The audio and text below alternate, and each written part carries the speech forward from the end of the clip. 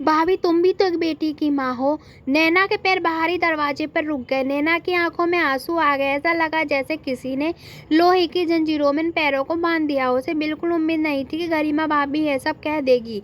कितनी उम्मीद के साथ वो तो अपना घर समझकर आई थी, वो घर जहाँ उसने अपना पूरा बचपन बिताया था, जहाँ से विदा होकर वो ससुराल गई थी। आज वही घर उसके लिए बेगाना हो गया। ऐसा मंजर तो उसने कभी नहीं सोचा था। माँ आंसू बहाए जा रही थी, पर भाभी थी कि अपने मुंह से आग उगलने के अलावा कुछ कर ही नहीं रही थी।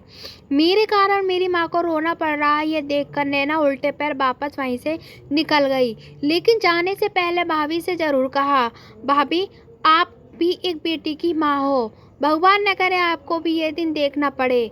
पर उसकी बात सुनकर भाभी ज्वालामुखी की तरह फट पड़ी। मेरी बेटी को बद्दुआ देने की जरूरत नहीं है। वो तुम्हारी तरह घर तोड़ू नहीं बनेगी। भाभी, मैं तो मेरी मजबूरी में घर छोड़कर आई थी, पर तुमने मुझे सहारा नहीं दिया। कोई बात नहीं, मैं अपनी भतीजी को बद्दुआ नहीं दे रही, पर वक्त का कोई भरोसा नहीं, कहकर नैना चली गई। माँ काफी देर तक रोती रही, पर भाभी का दिल नहीं पसीजा। भैया मूक दर्शक बनकर खड़े रहे, लेकिन अपनी पत्नी के खिलाफ एक शब्द नहीं बोल पाए। कितनी अजीब विडंबना है।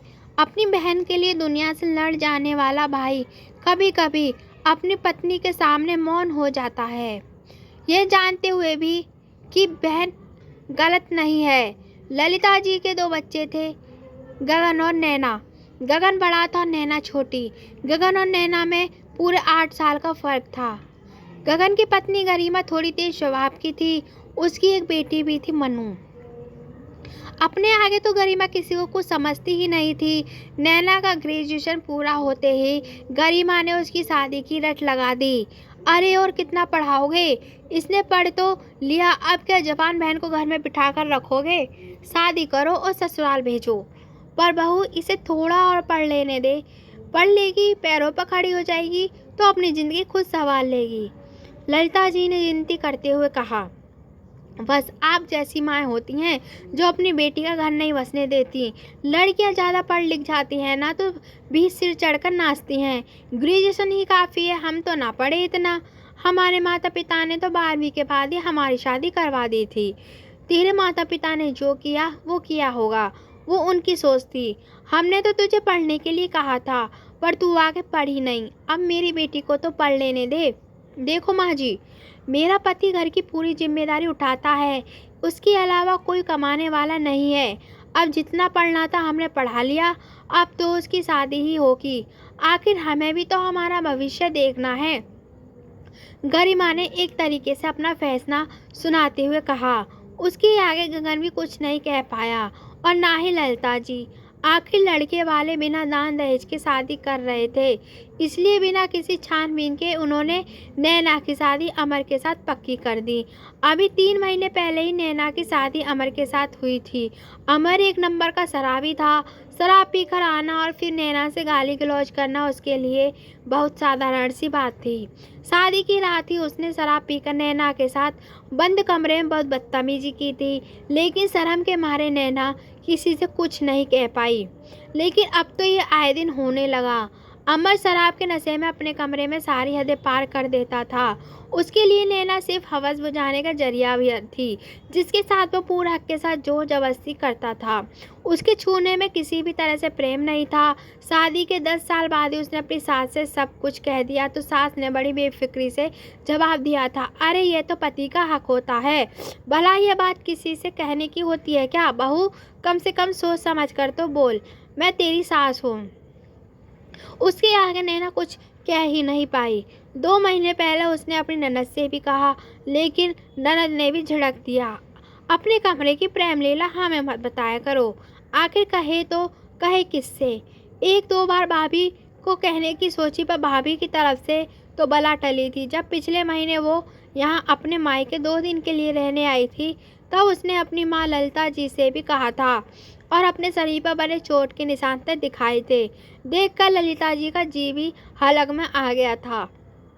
उनकी बेटी के साथ कोई इस तरह से हैवानियत कर रहा था जिसे पति के प्रेम का दर्जा दिया गया था। भला बेटे से तो ललिता जी क्या ही कहती, उन्होंने दबी जुबान में अपनी बहू गरिमा को ये बात बताई, पर गरिमा ने समझने की जगह उल्टा ललिता जी को ही चुप करा दिया। कहने लगी, अब उसकी शादी हो चुकी है, भूल कभी मत सोच लेना कि उसे मैं वापस लेकर आऊँगी। और यह बात जाकर आप दामाद को कैसे समझाएंगी? शर्म नहीं आएगी इस तरह की बातें करते हुए? उससे कहो अपने पति को खुश करना सीखे, ना कि हमें आकर ये बातें बताए। उसके आगे ललिता जी कुछ कह ही नहीं पाईं। लेकिन कल रात तो अमन ने सारी हदें ही पार कर दी। कल रात वो 2 बजे शराब के नशे में टुन होकर घर आया। उसके बाद बिना वजह ही नैना को उसने इतनी बुरी तरह मारा कि उसके शरीर से जगह जगह से खून बहने लगा। उसकी इतनी चीख पुकार के बावजूद भी अपने कमरे से कोई भी निकलकर उसके पास से उसे छुड़ाने नहीं आया। ये तो पति पत्नी के बीच की बात है मानकर सब लोग उसकी चीख सुनते रहे, पर अपने कमरे में ही रहे। पता नहीं कैसे नैना में कल इतनी हिम्मत आ गई कि जिस लाठी के सहारे दादा ससुर जी चलकर घूमने जाते थे, वो लाठी उसके हाथ आ गई। सबसे पहले तो उस लाठी से जमकर नैना ने अपने पति पर एक ही बार किया और फिर जैसे तैसे दरवाज़ा खोलकर बाहर की तरफ भाग निकली। अमर की चीख सुनकर घर के सारे कमरों के दरवाजे खुल गए और उसे बचाने के लिए सब लोग बाहर आए, लेकिन तब तक नैना बाहर निकल चुकी थी। उसके बाद वो पुलिस स्टेशन गई और वहां सबसे पहले अमर के खिलाफ FIR करवाई। पुलिस अमर को पकड़कर ले गई। वहीं पर गगन को भी फ़ोन करके पुलिस स्टेशन में बुलाया गया था, लेकिन अब ससुराल वाले तो कहाँ नैना को रखेंगे, इसलिए गगन उसे अपने साथ घर ले आया। पर घर में तो उसने अपने कदम रखे भी नहीं थे कि भाभी ने चिल्लाना शुरू कर दिया, क्या लेने आई है अब यहाँ पर? सारे समाज में हमारी थू-थू करवा दी, इससे अच्छा तो मर जाती तो ज़्यादा अच्छा था। एक पति ना संभाल पाई तू, खबरदार इस घर में कदम रखा तो। खैर नैना तो यहाँ से चली गई, लेकिन किसी ने उसके बाद उसके बारे में कुछ पता नहीं किया। इस सदमे को ललिता जी बर्दाश्त नहीं कर पाई और कुछ दिनों बाद इस दुनिया से कूच कर गई। बस कहीं से उड़ती उड़ती खबर आई थी कि नैना का अमर से तलाक हो चुका था और अब वो कहाँ है किसी को नहीं पता था। समय का पहिया यूं ही चल रहा था। आज इतने सालों बाद गरिमा अपनी बेटी मन्नू के लिए परेशान है। दहेज के लालच में ससुराल वाले उसे लेकर नहीं जा रहे थे और गगन की इतनी स्थिति नहीं थी कि वो उनके मुंह मांगी कीमत उनको दे सके। मन्नू को भी मार पीट कर वो लोग घर छोड़ गए थे, यह कहकर कि जब पैसों का बंदोबस्त हो जाए तो ससुराल छोड़ जाना। अब मन्नू ससुराल नहीं जाना चाहती थी, इसलिए अपने पति के खिलाफ नोटिस भिजवाने के लिए गरिमा और गगन के साथ वकील के पास आई थी और वकील का ऑफिस के बाहर बैठकर अपने बारी का इंतजार कर रहे थे। अपना नंबर आते ही वो लोग अंदर गए तो वकील ने उसकी सारी बातें ध्यान से सुनी। आई वकील साहब केस सुन ही रहे थे कि उनकी पत्नी अंदर आई। उसे देखकर गगन और गरिमा हैरान रह गए। यह तो नैना थी, वही नैना जिसके लिए घर के दरवाजे गरिमा ने हमेशा हमेशा के लिए बंद किए थे। नैना भी उन्हें देखकर पहचान चुकी थी, इसलिए वहीं की वहीं खड़ी रह गई। अरे मैडम, वहाँ कैसे खड़ी रह गई, अंदर तो आओ। अचानक वकील साहब ने कहा, ये मेरी पत्नी है नैना। नैना जब उनके पास आई तो वकील साहब ने उन्हें मन्नू की सारी स्टोरी सुनाई। यह सुनकर नैना ने गरिमा की तरफ देखा, लेकिन गरिमा रोते हुए उसके पैरों में पड़ गई। मुझे वाकई में माँ जी और तुम्हारी हाय लग गई।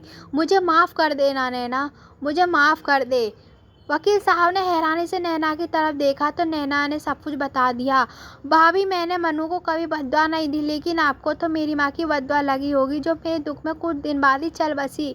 मेरी तो किस्मत अच्छी थी कि मुझे वकील साहब का साथ मिल गया जो उस समय मेरा केस लड़ रहे थे। पर भाभी, वक्त का पहिया सच में बहुत बलवान है। हालांकि मन्नू का केस वकील साहब ने ही हैंडल किया, जल्दी उसका तलाक भी करवा दिया, पर नैना फिर भी अपने मायके कदम नहीं रखा। मन्नू के लिए उसके दिल में कोई मैल नहीं था, पर जिस मायके में उसकी तिरस्कृत करके निकाला गया था और उसके कारण सदमे में उसकी माँ की जान चली गई थी, वहाँ कदम रखकर करना भी क्या था।